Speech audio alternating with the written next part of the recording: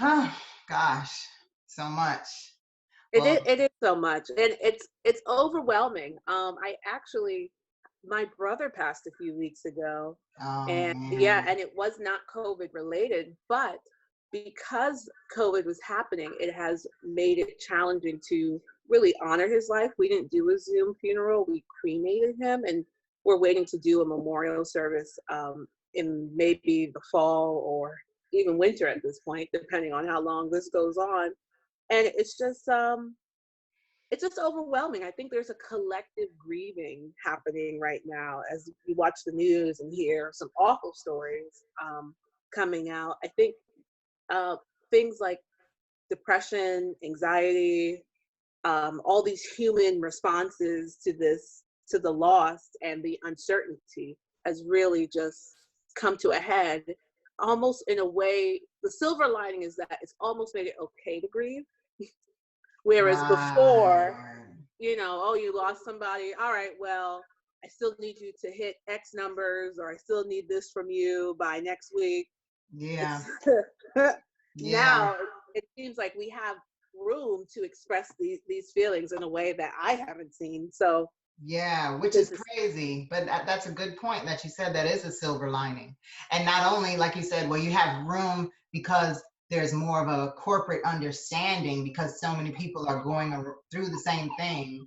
And then also, exactly like you said, there's even space because, you don't have to necessarily go back in and punch a clock and jump right back into business as usual, which is correct. tough. It is tough. And that's one of the reasons that I'm making some of these videos right now, particularly for Mental Health Awareness Month, which is in May, because we don't allow ourselves room to grieve. We don't allow room to understand what depression is or what anxiety is. And there's so many stigmas about those two topics, and there's not Right. enough awareness and or understanding. And I just want to help with that, you know?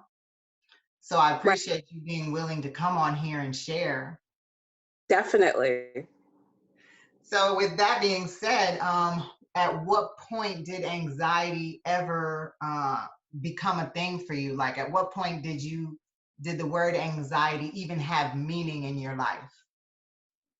Um, it's interesting. I think of the pharmaceutical commercials, Hmm. and where they Mm, come on and they talk about these different symptoms, and you kind of either see a figure person or a real person like acting out these different things. And I don't know, I felt very disconnected from that. I knew the word, I knew that the people on these commercials have that issue, or the cartoon has it, but it mhm. didn't become a real thing for me until I got in tune with myself and understood, like, oh, wait a minute, this is a real thing, like that everyone experiences in different ways and levels of intensity. Hmm. So at what point did you realize, or what was it that maybe happened that caused you to realize you had an issue with anxiety? Was there Oh, anything that happened? that's a great question. I would the sad thing is I think a lot of things happened and I had experienced anxiety and did not know it because it was just the norm. Particularly for me, coming from a family where there was a lot of substance abuse, Mm, and erratic behavior, it's like, well, if your norm is abnormal, then it's hard to really have a baseline to measure against. I think it right. was maybe just getting in tune with, like, I don't want to feel this way. Is there an alternative? Whatever this is, I want to feel something different. I need relief from whatever this is. Very interesting. Very interesting. So, how would you say that anxiety has affected your life? I would say it has, I think it has robbed me of good moments. Like, Hmm. Wow. right, because with anxiety, it's almost like a feeling of pending doom. And for Mhm. me, I've tried to really analyze and learn about it. Like, oh, is this like a primal response to different things in the environment that I've inherited? Um, but aside from like whatever regular chemical responses we have as, human beings, I just recognize anxiety has kind of taken or dampened the amount of joy I should have felt going through certain experiences, because there was this fear of whatever, just fear. Wow. Well, you described it really well just now when you said like a fear of impending doom. That's a really big visual. But if you had to maybe break it down and describe it to like an 8-year-old, do you think how would you describe it? Anxiety is like, it's almost like being on a ride where it takes you to the top, and then you're just going down and you don't know when you're gonna like stop feeling like that feeling of going down. Wow. That's heavy. That's heavy. And I do battle anxiety myself also. And I think that's an excellent way. That's a excellent is not even the word. That's powerful. That's a powerful description of it. And I think an 8-year-old could get that because even like those feelings on the way up when Right, you're about to go down. That's an right. excellent description of anxiety. Woo, that was good. Yes, yes. Girl, I got to give you. Appreciate my snaps. Yes, ma'am. I got to give you some snaps for that one. Have you ever had like an anxiety attack? Um, Now, and I'm careful. Is anxiety attack synonymous with what people call panic attack? It's funny because I was thinking that same question myself today when I thought of asking you that question.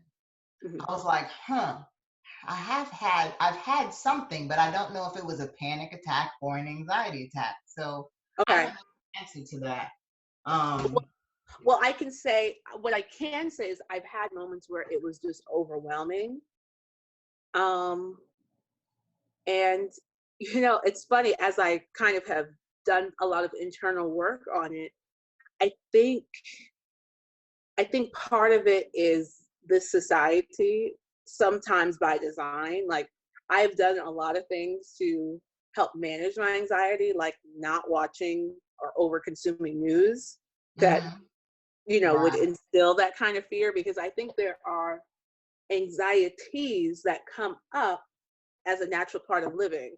So whether you have a performance tomorrow or a big presentation, or and I think just safety as a woman, like, oh, I know I'm going to be on the subway late. I think there are different anxieties that compound, and then you feel like this overwhelming just ickiness that could impede your ability to concentrate and focus and actually live those experiences fully. Right, right. Yeah, it's a very complicated thing. It's very hard to explain and hard to get somebody else to understand if they haven't actually experienced it. Hmm. What strategies, I know you were just talking about, trying not to watch the news as much could be helpful sometime, but are there certain strategies that you're using to manage your anxiety? I limit my caffeine consumption. So even when I think, I want or need an extra boost of something, I try not to, because I think, while I guess caffeine in this culture has like that reputation of being able to propel people forward, I know it might push me a little too forward. Like, then I yes, can relate. I'm exactly. It's like, okay, yes, I'm getting a lot of work done, but now my mind is going fast. And if I end up going too fast in the wrong direction, then I'm bringing on those overwhelming feelings that, of the compounding anxiety. Girl, I could definitely relate. Definitely. So, minimizing caffeine consumption, minimizing the news. Anything Definitely. else? I would say I've made my health and wellness a priority. Um, and I've changed like careers and done different things. And once I got into a place where I felt like I could even afford therapy or had insurance, I took the time and invested in doing that. I couldn't always do that, and I think there probably should be more affordable resources out there for people who Right, can't afford talk therapy. right, Um, so there's that piece, and then health and wellness from like a physical standpoint. Like I've gotten into exercise, and I'm very mindful of when I eat something, how do I feel, you know, an hour later? And while I'm no scientist or doctor by any means, I have come into a place of awareness where I know certain foods just don't agree with my system, such that it could start me on the rabbit hole of thinking a certain way, and next thing you know, I'm anxious. right.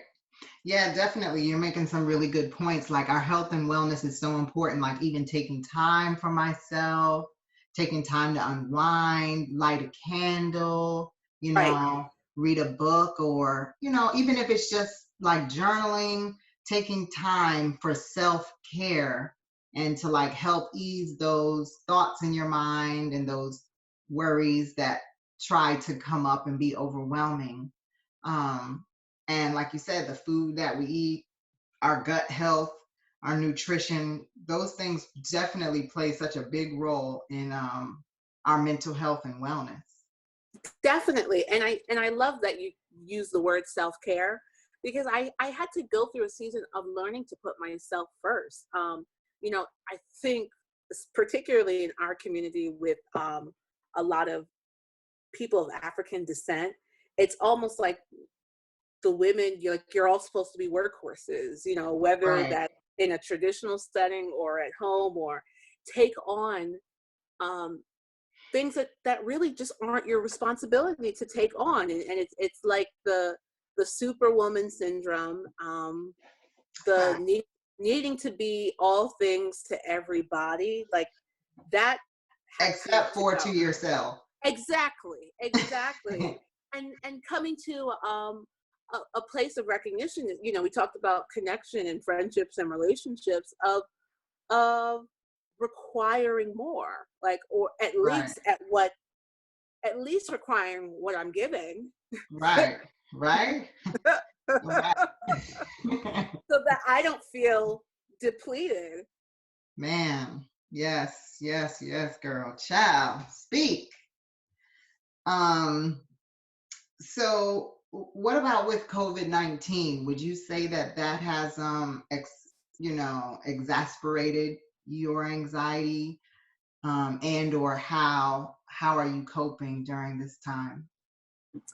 Um, I think it has tempted me to be more anxious, because for me, I feel like I'm one of those people that also can pick up on the emotions of others.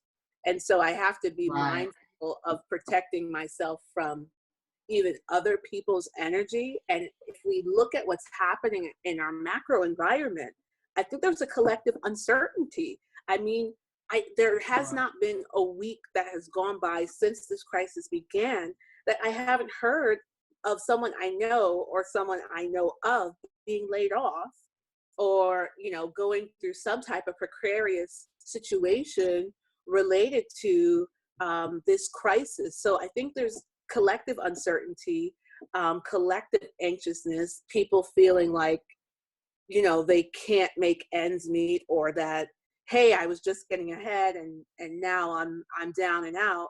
So I've been picking up a lot on that. For me personally, um, I wouldn't say that it has exasperated it, but it has tempted me just to be in that space, because you have to wonder what's Right, next, right. because the world is forever changed by this crisis. Yeah, for sure. Well, I'm glad that you've been able to manage it, during this time because I know this there's so much that you said, that it could be easy to kind of roll down the cliff of anxiety. But I'm happy that you have not fallen into the temptation, and you've been able to fight it, and keep your mental health and well-being intact. So important. Definitely. But I think there's another dynamic to that too. I think there's so much happening all at once. There's a numbing that Mm, occurs, right? yes, And yes. so I don't know if tomorrow or next week it'll all hit. That's a great answer, and a very Right. honest answer.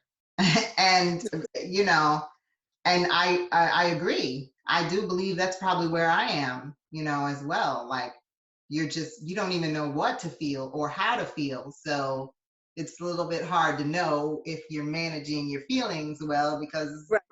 your feelings are on mute at the moment. Exactly. Pause. So yes, I'm sure that's helpful for somebody else to know that they're not alone with that. Definitely.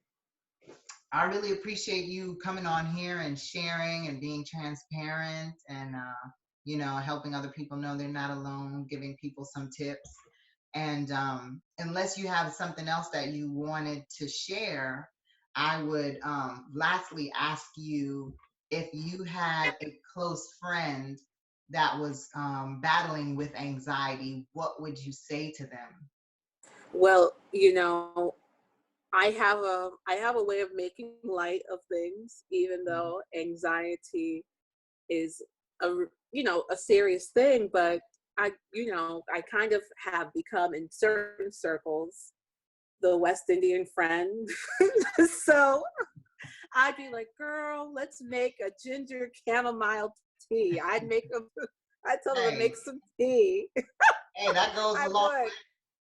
It does, and It I have does. found chamomile to be very therapeutic for me. And I Yeah. would also tell them that I'd kind of like laugh, like, yeah, we're all there. All right, You what are know we gonna what? do? And that we can't discount those things. Sometimes it's really good. Sometimes you drive yourself crazy because you think, I'm the only one. I'm crazy. I'm going crazy. My emotions are over here. And then once you realize, like, oh, wait, it's normal. It's something that's normal. Oh, there's a name for this. Right. Okay, I can recognize there's a name for it. I can identify with the fact that this is something I'm going through. And then you kind of can almost convince yourself mentally, like, listen, this is anxiety, you know what I mean? It's your mind trying to play tricks on you right now. Hmm. Don't go for the lie. Don't go, Right. and not Right. that it's that easy. I know there are some people that need medication, they need talk therapy, which is very important. And I'm glad that, you did go to a therapist, because there are so many stigmas around that, and so many people don't want to take that option. Right. But sometimes just even taking a moment, sipping on some tea with a good girlfriend telling you you're not alone, that's a great place. That's a great place to start. So Definitely. Definitely. And I would lastly say, girl, where are your affirmations? you know, yes, and because I believe they work. And there have been times definitely. where I felt like that anxiety would try to creep in. And because I had an affirmation that I had been working with for some time, it would just come and just cancel it. Well, do you have a nice affirmation you want to share with us real quick before you go? Sure, I do. My affirmation for 2019 had been, I am pure love. And I feel like that energy and that space has helped Mm, really deflect a lot of foolishness. I know that's right. I am pure love. Yes. I love it. I love it. Thank you so much for coming on here and sharing with us today. Thank you for having me. Take care. You too, honey. Have a great day. Bye. Bye.